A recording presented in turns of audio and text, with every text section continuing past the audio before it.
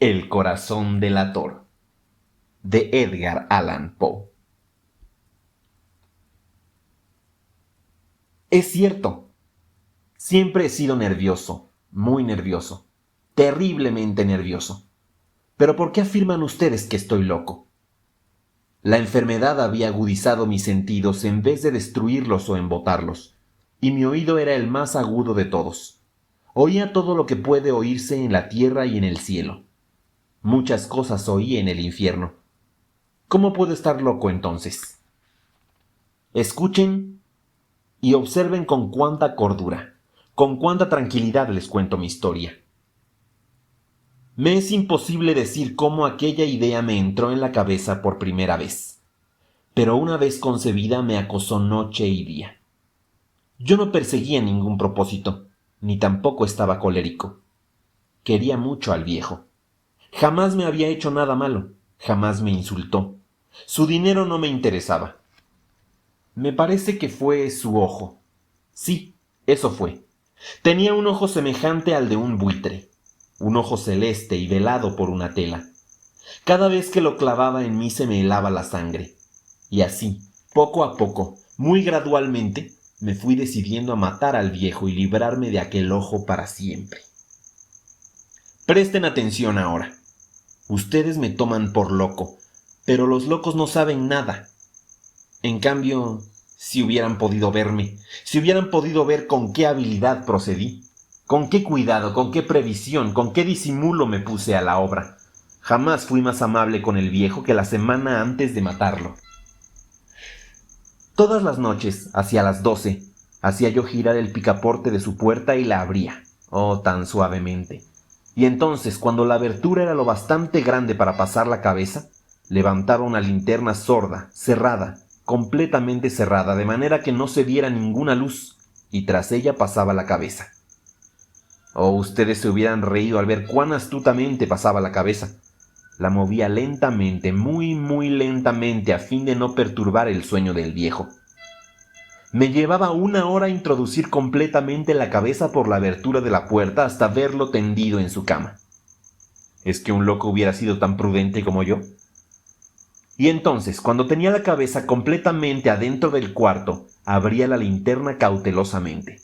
Oh, tan cautelosamente. Sí, cautelosamente iba abriendo la linterna, pues crujían las bisagras. La iba abriendo lo suficiente para que un solo rayo de luz cayera sobre el ojo de buitre. Y esto lo hice durante 7 largas noches, cada noche a las 12. Pero siempre encontré el ojo cerrado y por eso me era imposible cumplir mi obra, porque no era el viejo quien me irritaba, sino el mal de ojo. Y por la mañana, apenas iniciado el día, entraba sin miedo en su habitación y le hablaba resueltamente, llamándole por su nombre con voz cordial y preguntándole cómo había pasado la noche. Ya ven ustedes que tendría que haber sido un viejo muy astuto para sospechar que todas las noches, justamente a las 12, iba yo a mirarle mientras dormía. Al llegar la 8ª noche procedí con mayor cautela que de costumbre al abrir la puerta. El minutero de un reloj se mueve con más rapidez de lo que se movía mi mano. Jamás antes de aquella noche había sentido el alcance de mis facultades, de mi sagacidad. Pensar que estaba allí, abriendo poco a poco la puerta y que él ni siquiera soñaba con mis secretas intenciones o pensamientos. Me reí entre dientes ante esta idea y quizá me oyó, porque le sentí moverse repentinamente en la cama, como si se sobresaltara. Ustedes pensarán que me eché hacia atrás, pero no. Su cuarto estaba tan negro como la pez, ya que el viejo cerraba completamente las persianas por miedo a los ladrones. Yo sabía que le era imposible distinguir la abertura de la puerta y seguí empujando suavemente, suavemente. Había hallado la cabeza y me disponía a abrir la linterna, cuando mi pulgar resbaló en el cierre metálico y el viejo se enderezó en el lecho, gritando: «¿Quién está ahí?». Permanecí inmóvil sin decir palabra. Durante 1 hora entera no moví un solo músculo y en todo ese tiempo no oí que volviera a tenderse en la cama. Seguía sentado, escuchando, tal como yo lo había hecho noche tras noche mientras escuchaba en la pared los taladros cuyo sonido anuncia la muerte.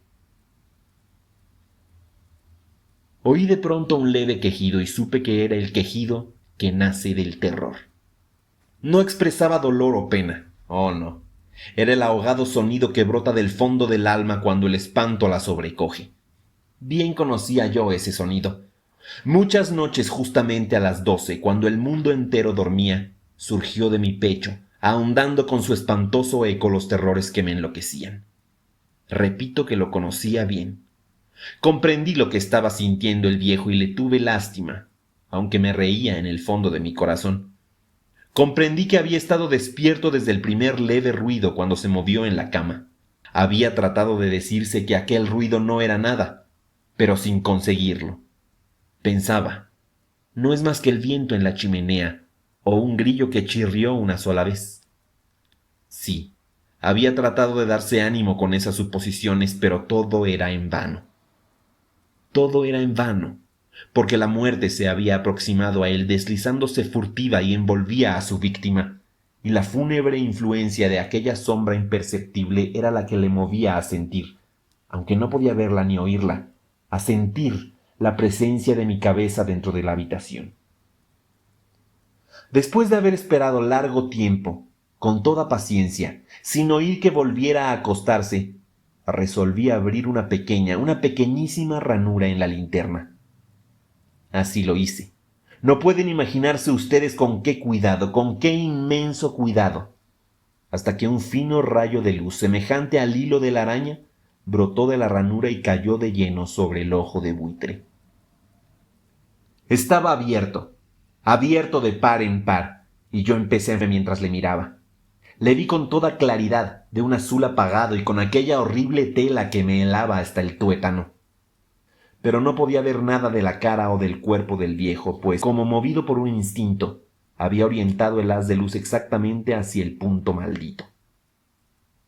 ¿No les he dicho ya que lo que toman erradamente por locura es sólo una excesiva agudeza de los sentidos? En aquel momento llegó a mis oídos un resonar apagado y presuroso, como el que podría hacer un reloj envuelto en algodón. Aquel sonido también me era familiar. Era el latir del corazón del viejo. Aumentó aún más mi furia, tal como el redoblar de un tambor estimula el coraje de un soldado. Pero incluso entonces me contuve y seguí callado. Apenas si respiraba. Sostenía la linterna de modo que no se moviera, tratando de mantener con toda la firmeza posible el haz de luz sobre el ojo. Entretanto, el infernal latir del corazón iba en aumento. Se hacía cada vez más rápido, cada vez más fuerte, momento a momento. El espanto del viejo tenía que ser terrible. Cada vez más fuerte y más fuerte. ¿Me siguen ustedes con atención? Les he dicho que soy nervioso. Sí, lo soy. Y ahora, a medianoche, en el terrible silencio de aquella antigua casa, un resonar tan extraño como aquel me llenó de un horror incontrolable.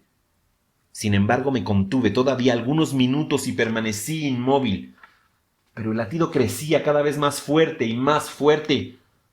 Me pareció que aquel corazón iba a estallar, y una nueva ansiedad se apoderó de mí. Algún vecino podía escuchar aquel sonido. La hora del viejo había sonado. Lanzando un alarido, abrí del todo la linterna y me precipité en la habitación. El viejo clamó una vez, nada más que una vez. Me bastó un segundo para arrojarle al suelo y echarle encima el pesado colchón. Sonreí alegremente al ver lo fácil que me había resultado todo. Pero durante varios minutos el corazón siguió latiendo. Claro que no me preocupaba, pues nadie podía escucharlo a través de las paredes. Cesó por fin de latir. El viejo había muerto.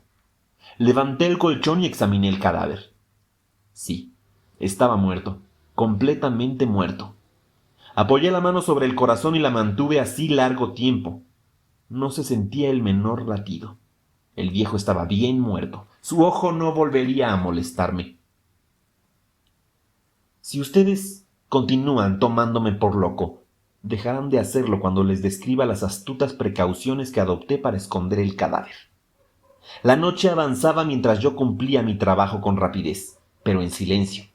Ante todo, descuarticé el cadáver. Le corté la cabeza, los brazos y las piernas.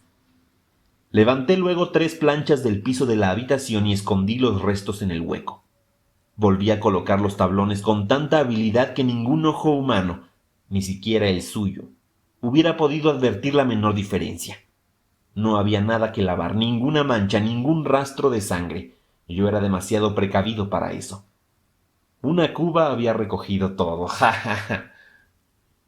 Cuando hube terminado mi tarea eran las 4 de la madrugada, pero seguía tan oscuro como a medianoche.